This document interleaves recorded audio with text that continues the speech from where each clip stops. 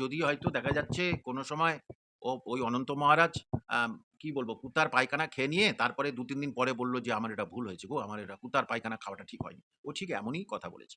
মমতা ব্যানার্জির দলটা যারা করে, মমতা ব্যানার্জি যাদেরকে টিকিট দেয় ১ পয়সার বিনিময়ে, আর না হলে কিছু স্বার্থ ছাড়া মমতা ব্যানার্জি আর আরেকটা মমতা ব্যানার্জির ভাই চোর, হ্যাঁ? মহা ডাকাত। সে তো ওই ছাড়া অন্য কোনো কিছু করে না। সুতরাং অনন্ত মহারাজ তো ঐরকমই একটা ধরনের ফেরেববাজ। মমতা ব্যানার্জির কি করে জিতত?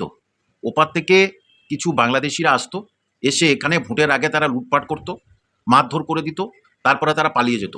পুলিশ প্রশাসন তাদের টিকি খুঁজে পেত না, কারণ তারা তো এদেশের নয়।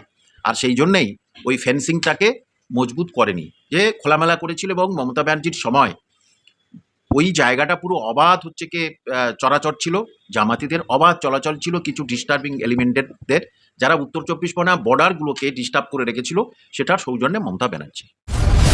You're watching News India One. Stay informed. Stay ahead.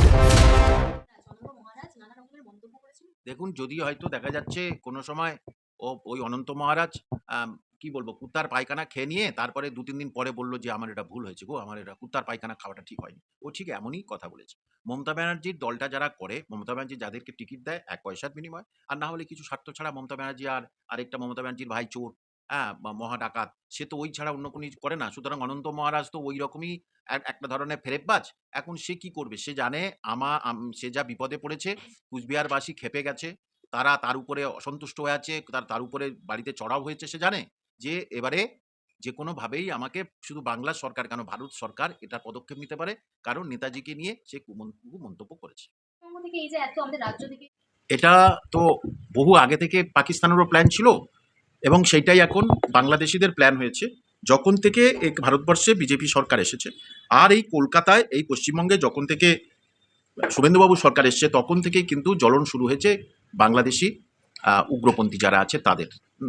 এরাই কিন্তু এদের থেকে ফ্যানাটিক্সদের, এদের এই জিনিসটা শুরু হয়েছে।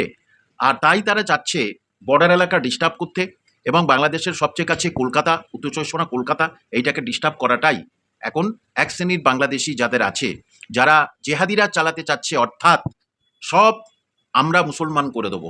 কিছু বাংলাদেশি আছে, এটা আমাদের বাংলায় নেই, মানে কিছু বাংলাদেশি আমরা সব মুসলমান করে দেবো, মুর্শিদাবাদ দখল করবো, মালদা দখল করবো, কলকাতা দখল করব।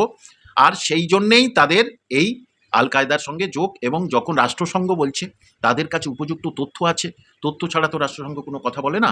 এটা ইমিডিয়েটলি রাষ্ট্রসংঘের সাহায্য নিয়ে আমাদের সরকারের উচিত এটাকে নির্মূল করে দেওয়া। না হলে এরা আরও ধীরে ধীরে যদি বেড়ে ওঠে, তাহলে সেটা বাংলা তথা ভারতের কাছে অমঙ্গল। কিছুদিন আগে ধরা পড়লো রানা, তার ঘিরে মমতা ব্যানার্জির কি করে জিতত? ওপার থেকে কিছু বাংলাদেশিরা আসতো, এসে এখানে ভোটের আগে তারা লুটপাট করত, মারধর করে দিত, তারপরে তারা পালিয়ে যেত। পুলিশ প্রশাসন তাদের টিকি খুঁজে পেত না, কারণ তারা তো এদেশের নয়। আর সেই জন্যেই ওই ফেন্সিংটাকে মজবুত করেনি, যে খোলামেলা করেছিল। এবং মমতা ব্যানার্জির সময় ওই জায়গাটা পুরো অবাধ হচ্ছে কি চরাচর ছিল, জামাতিদের অবাধ চলাচল ছিল, কিছু ডিস্টার্বিং এলিমেন্টের যারা উত্তর ২৪ পরগনা বর্ডারগুলোকে ডিস্টার্ব করে রেখেছিল, সেটার সৌজন্যে মমতা ব্যানার্জি। এমনকি স্যার এর আগে যে হামিদ ধরা পড়েছিল, আচার না করলেই তো ট্রেস জানতে পারবে না কে কোথায় যাচ্ছে, আমাদের প্রতিরক্ষার দপ্তরের মূল জায়গা কোথায়। এরকম আরো অনেকে আছে ভারতবর্ষের আনাজে কানাজে, বাংলার আনাজে। You're watching News India One. Stay informed. Stay ahead.